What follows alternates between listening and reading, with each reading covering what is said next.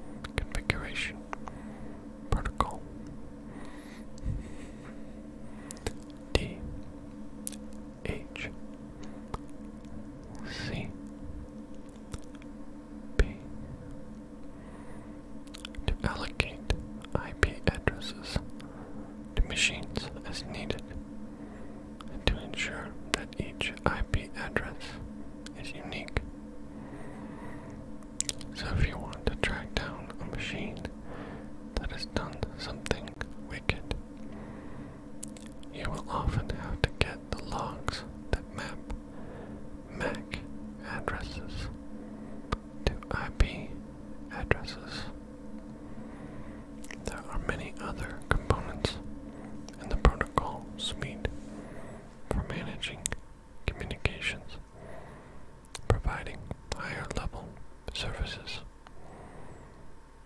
Most of them were developed in the good old days when the net had only trusted hosts and security wasn't a concern. So, there is little authentication built in. This is a particular problem with DNS and with BGP. For example, if a small ISP mistakenly advertises to a large neighbor that it has good routes to a large part of the internet, it may be swamped by the traffic.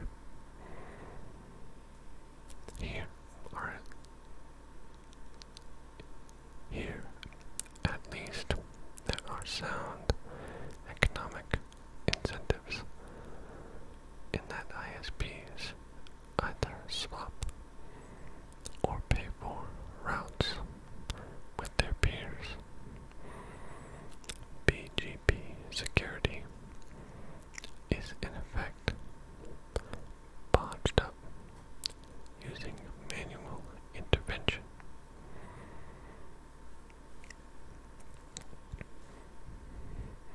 DNS is trickier in that disruptions are often malicious rather than mistaken.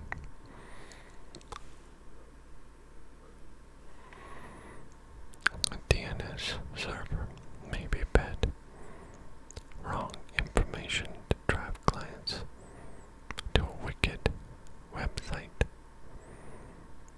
This can be done either wholesale by an attack on the DNS servers of a large ISP or at the local level. For example, many homes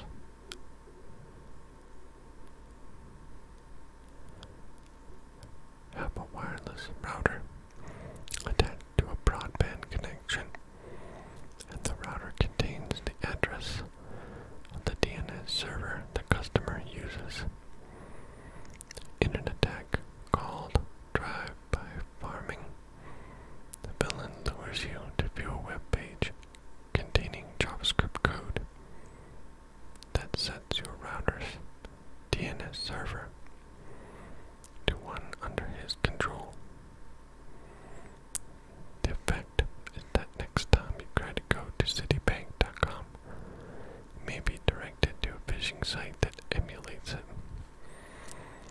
For this reason, it's a really good idea to change the default password on your home router.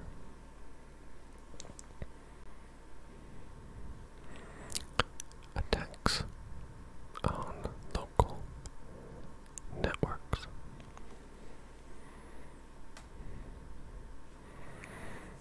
Suppose the attacker controls one of your PCs. Perhaps one of your employees was careless, or maybe he's gone bad, wants to take over an account in someone else's name to defraud you, or to do some other bad thing, such as downloading content in the hope of blaming someone. There are several possibilities open to him. He can install the packet sniffer software to harvest passwords, get the root password, and thus take over a suitable account.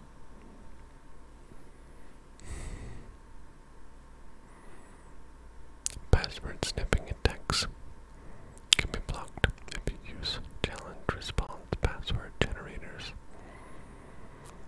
or a protocol such as Kerberos or SSH, to ensure clear text passwords don't go over the LAN.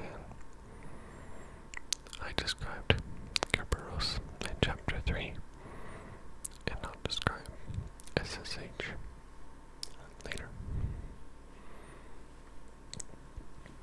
Another approach is to masquerade as a machine where the target user, say this is sysadmin, that's already logged on.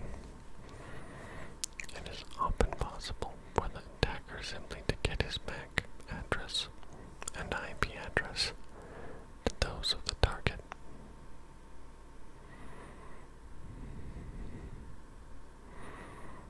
In theory, the target machine should send reset packets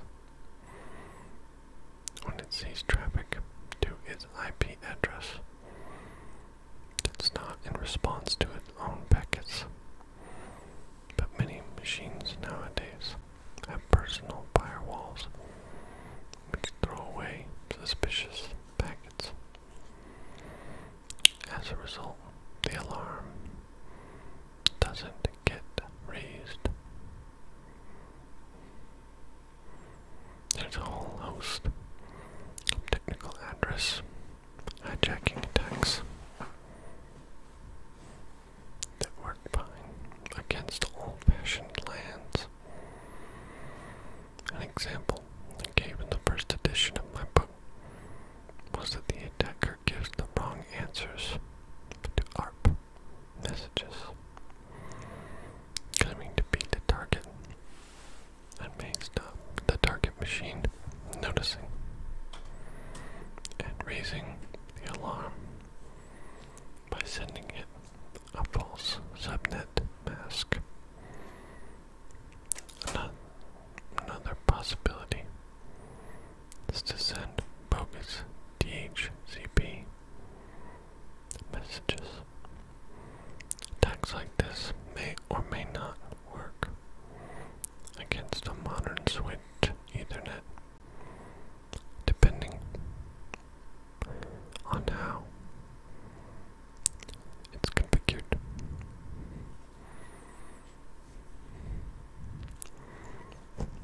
A further set of attacks target particular platforms. For example, if the target company uses Linux or Unix servers, they are likely to use Sun's network file system NFS for file sharing. This allows workstations to use a network disk drive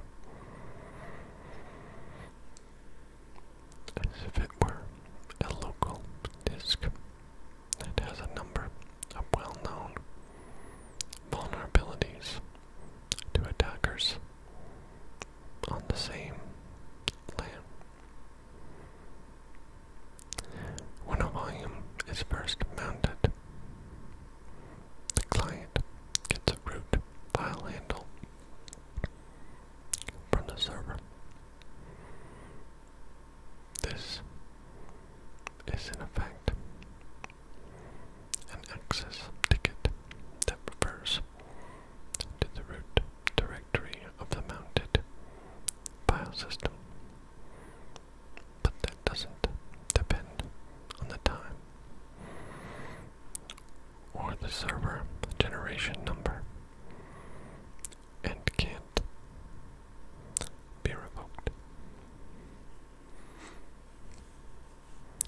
There's no mechanism for per-user authentication.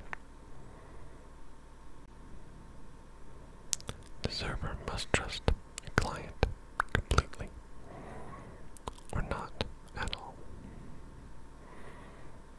Also, NFS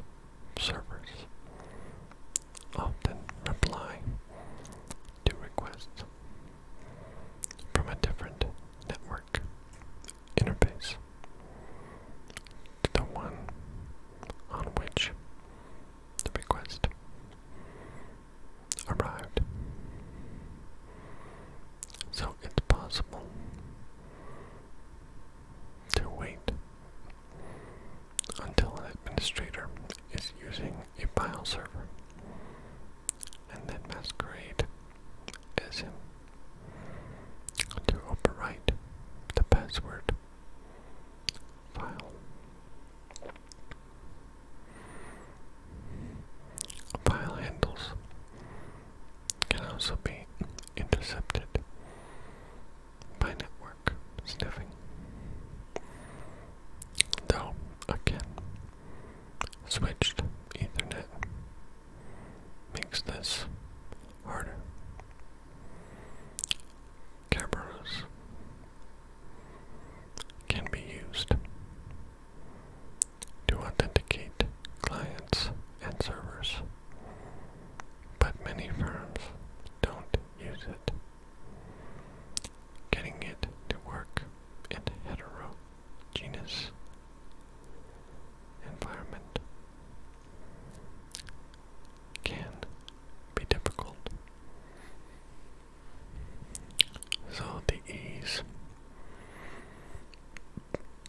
with which a bad machine on your network can take over other machines depends on how tightly you have the network locked down. The damage that a bad machine can do will depend on the size of the local network.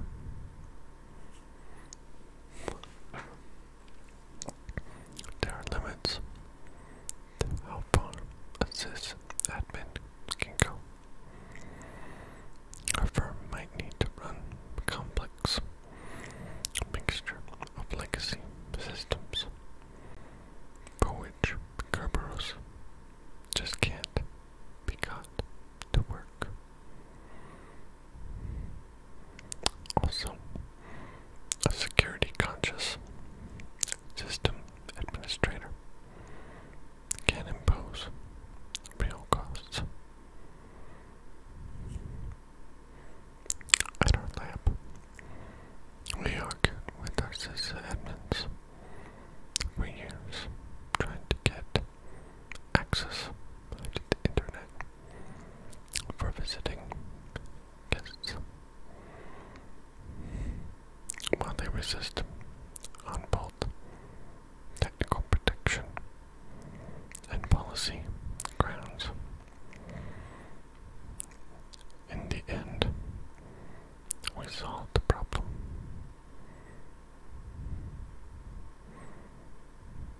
By setting up a separate guest network that is connected to a commercial ISP rather than to the university's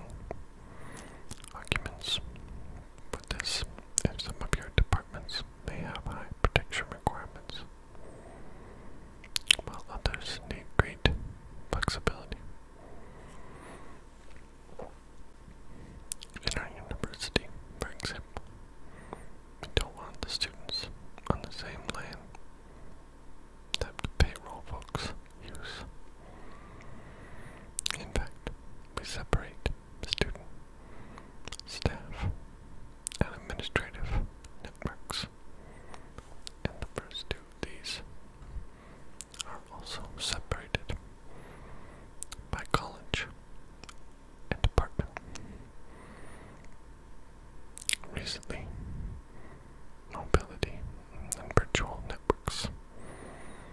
A main definition of clear network boundaries even harder.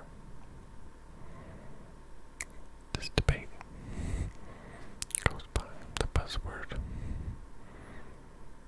of deperimeterization, and I'll return to it later. One final tag is worth mentioning under the heading of attacks on local networks, and that's the rogue access point. Occasionally, one finds Wi-Fi access points in public areas, such as airports, that have been deployed maliciously. The operator might sit in the airport lounge with a laptop that accesses the internet via a paid Wi-Fi service and advertises a free one. If you use it, you'll be able to sniff any plain text passwords you enter. For example, to your webmail or Amazon account. And if you try to do online banking, he might conceivably send you to a malicious site.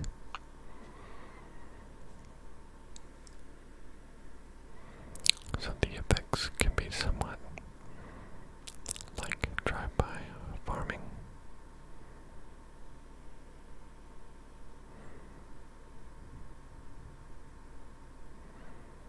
Although more reliable and less scalable. In addition, rogue access points may also be devices that employees have installed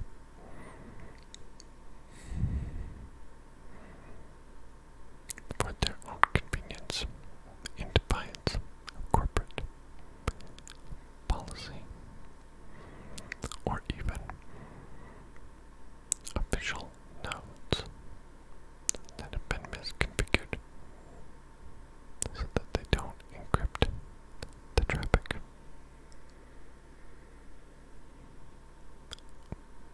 Whether unencrypted Wi-Fi traffic is a big deal will depend on the circumstances.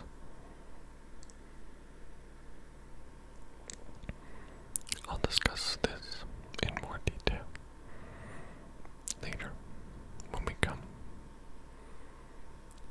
to encryption.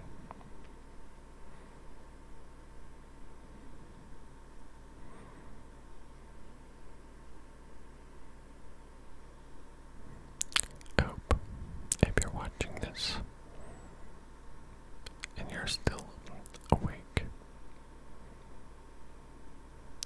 that you're nice